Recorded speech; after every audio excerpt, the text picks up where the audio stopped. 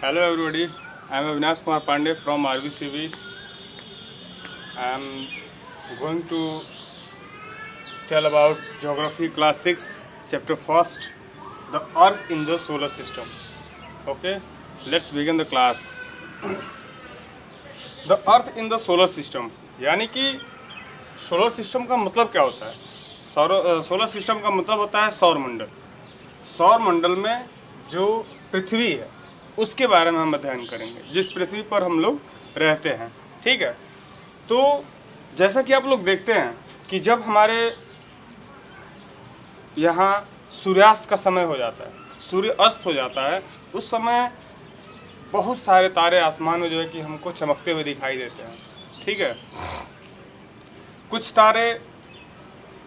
तारे तो अपने खुद के प्रकाश से चमकते हैं और कुछ सूर्य के प्रकाश से जो है कि उनके अंदर चमक होती है। ठीक है, और आप लोगों ने ये भी ध्यान दिया होगा कि जो आसमान में चंद्रमा होता है उसका जो है कि उसके कई रूप हो जाते हैं। जैसे कि कभी चंद्रमा पूर्ण दिखाई देता है, कभी बिल्कुल नहीं दिखाई देता है, कभी हाफ दिखाई देता है, कभी उससे भी कम दिखाई देता है।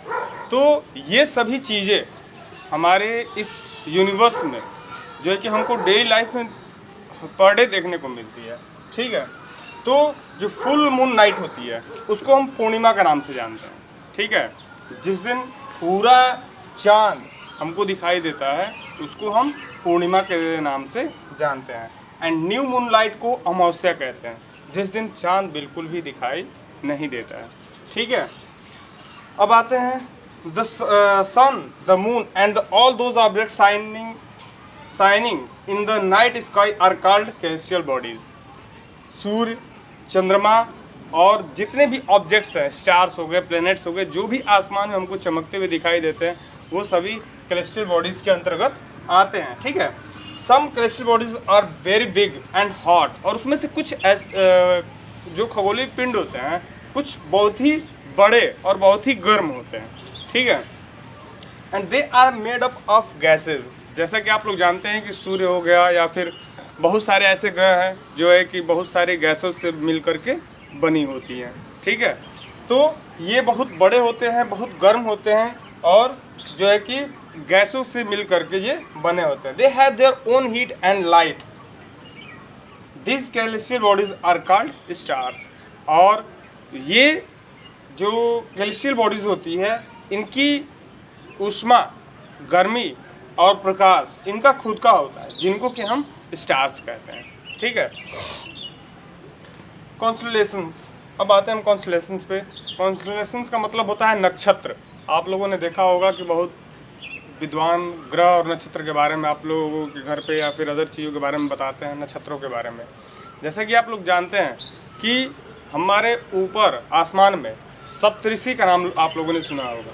ठीक है, तो ये जो है कि नक्षत्र कहलाते हैं, सप्तऋषि। और अगर आप अपने परिवार में या फिर अपने आस पड़ोस में अगर आप अपने घर के लोगों से पूछेंगे जो बड़े हैं तो वो आपको इंडिकेट करेंगे कि जो सप्तऋषि स्टार्स जो होते हैं वो इंडिकेट करते हैं किसको? पोल स्टार को। ठीक है, पोल स्टार जिसको ध्रुव तारा के नाम से भी हम उसको जानते हैं, जो कि हमारे पोलर रीजन की तरफ इंडिकेट करता है, यानी कि वो उत्तर दिशा में हमको इंडिकेट करता है।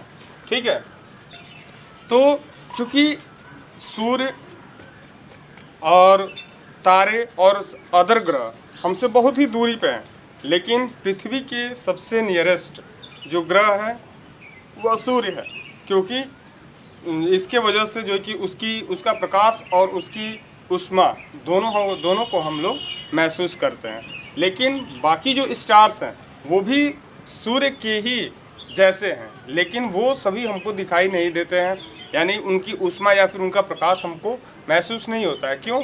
क्योंकि वो हमसे बहुत ही दूरी पर है। ठीक है, और जो सूर्य है उसकी दूरी हमारे पृथ्वी से 150 मिलियन